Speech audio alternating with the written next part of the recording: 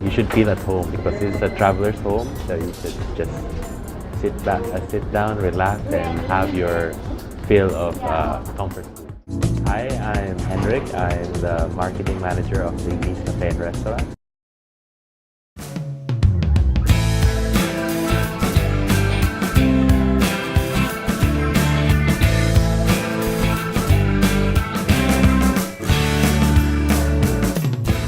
So when we started Big B's, it was merely parang we saw the market that parang there was a need for something like this na parang big servings, affordable price, and yun yung nakita namin kasi before when there was no Big B's yet, yung mga restaurants are usually yung mga si Blueberry, ano, so when we go there, order namin tag dalawa-dalawa, minsan tatlo. Okay, so pagdating namin sa Cagayan, because we studied in Manila, pagdating namin sa Cagayan, so we saw that parang gap na or parang that need for the market. So yun nga, parang and timing also na my wife and my partner were studying at CCA, so they're finishing their studies there. So yun, we decided to open up a restaurant.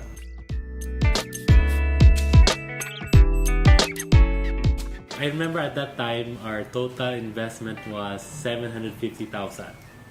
Yun. Also siguro, because we know some people at the hardware, you know, so pinapautang kami na mas matagal. So yung 750,000 was not really enough for everything, pero it was enough na to get started, to get the construction done and open the restaurant. And then unti-unti, pinabayaran namin yung mga utang namin.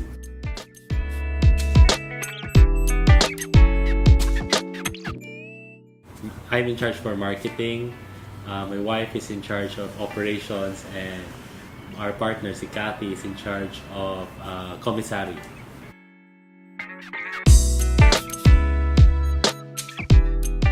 Siguro at that time, no, it was a perfect time to start a business because 1997 crisis, nobody really wanted to open a business. So we opened 1998. So parang the market was new because by that time nobody was opening business. So when we opened something new to the market, luckily the market really just welcomed us with open arms. So yun, it started na. Competitor in terms of direct competition with our concept, wala. No? There were a few that opened after us, no? But siguro parang with us, I think the secret lies in our partnership na both of them, Cathy and Anne, are really culinary people. So they don't depend on other people to make recipes for them or cook the food for them. So they really knew what they were doing. In the early part, competition wasn't that much. But now, especially with Ayala opening, with the SM, I think it's opening another mall here in the city. It's going to really change the dynamics of competition. Meaning to say, like a lot of Manila brands are going in the market.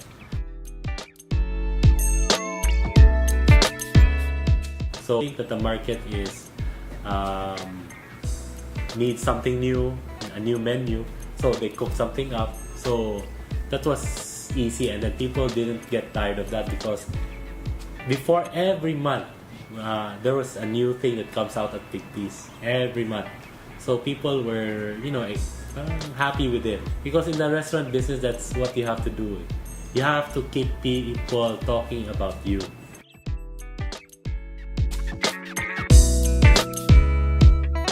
I think the biggest challenge right now is to really keep your brand fresh and keep in mind the loyal of the people who likes your brand, not to be very different. Now the people who are loyal are alienated from your brand. So that's the biggest challenge. Because we're in the food service industry, no, we really make it a point na we're always pleasant to our staff, to our people, na because we don't want them to have this negative feelings when they're serving the customers, no, because whatever you do, if you have this negative feeling, it really comes out, and then the customer really knows if you're not in the mood to serve, no. I mean, you really can say na parang this guy is not, in the mood to serve. So that's the thing we have right now, na parang always on the positive side.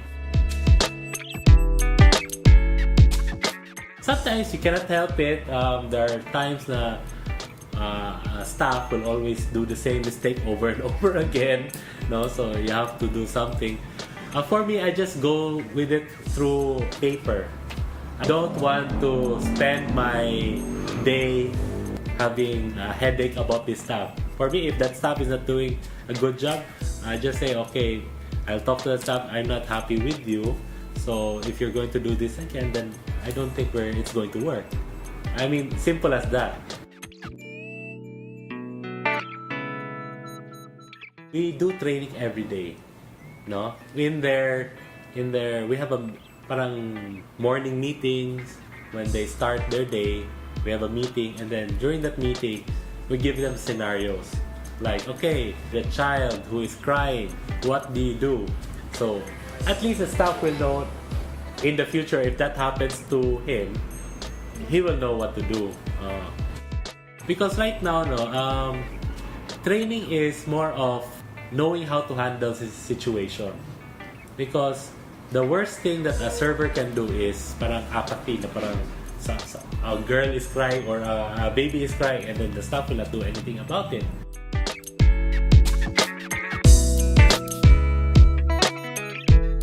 Well, maybe I think one of the parang biggest mistake would be parang thinking you are already on top, and then you feel that when you open a store, everybody will go to your store. We realized that when we opened in Iloilo, we opened a store in Iloilo. We didn't want to franchise in Iloilo because Iloilo is a good market. They say people have money in Iloilo. So the thing there is you don't know anybody at all. And then we weren't located in a mall, so we were located in it's like an arcade, no? But it's quite sikat in Iloilo, the arcade. So when we opened, parang not so many people came in. So parang there we realized na the business.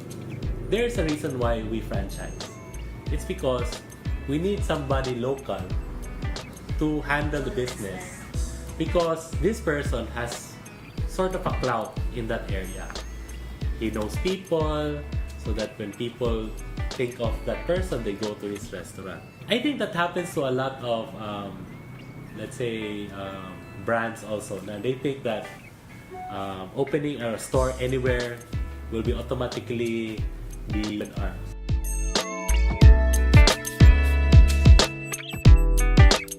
It's going to be an exciting year, especially right now and next year. It's going to be exciting because all our branches will be refaced, renovated. It's going to have the new look of Big B's, and it's going to be parang we're revitalizing the brand.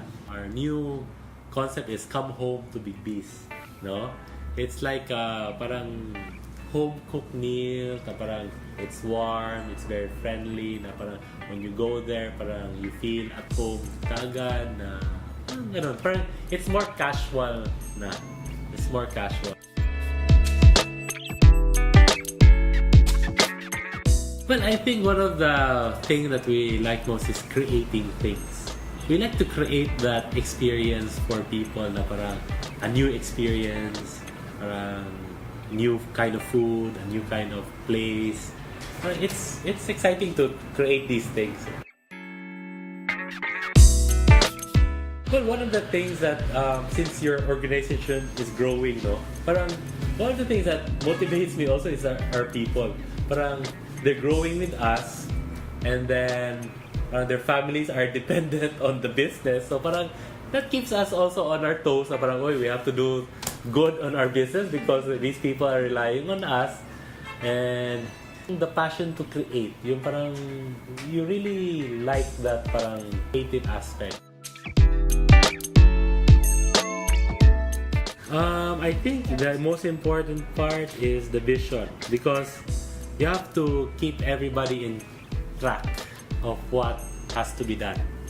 Because if everybody does their own thing, and even though it's a good thing that they're doing, the restaurant who has the biggest voice will always be in top of your head. So it's the same thing with your people. Parang if you don't have a voice, the vision, so they will do their own thing. And then when you have a meeting, parang I can't understand what's happening right now. Parang you're doing that, you're doing that, you're doing that. So what happens to our, let's say we're going to revitalize a brand. But why are you doing that? So something like that. I think it's more of have fun in your work, because when you're having fun, it's not really work you're doing. It's like parang a hobby ba? Parang when you have a hobby, kahit alas 12, alauna ng umaga, parang wala kang pakialam kung anong gagawin mo. Kasi you really like what you're doing. Hindi ka magsasawa, di ba? So, if you're not having fun, yun yung parang nagtatrabaho ka 8 a.m., 5 p.m., parang gumaganon ka na sa relo mo, na 5 p.m. na, malapit na. So, pag alis mo, wala ka nang pake sa work. So, yun yung problema. You're not having fun. It keeps you in that parang zone na parang you have that goal to achieve.